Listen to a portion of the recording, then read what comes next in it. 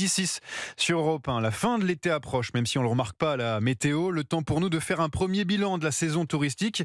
Ça avait bien commencé avec un mois de juillet plutôt bon, mais les premiers indicateurs compilés par le service économie d'Europe 1 incitent à la prudence. Bonjour Hugues de Tournemire. Bonjour Yoann, bonjour à tous. Bon, les Français ne sont pas privés de vacances, bien sûr, mais ils se sont adaptés à la hausse des prix. Oui, inflation oblige, les Français ont par exemple moins loué de voitures cet été. C'est ce que révèle le comparateur en ligne de location Carigami. Le nombre de réservations sur la plateforme a baissé de 10% par rapport à l'été 2022.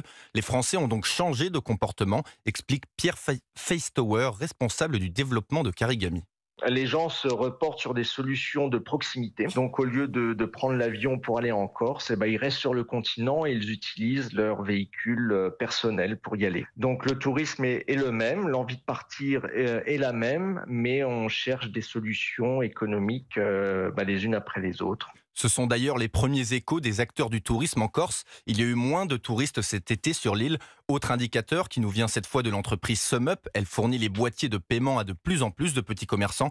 Eh bien, SumUp nous dit enregistrer une baisse du panier moyen des touristes cet été de plus de 4%. La baisse est encore plus forte pour les touristes étrangers, près de 12%. Merci beaucoup Hugues de Tournemire.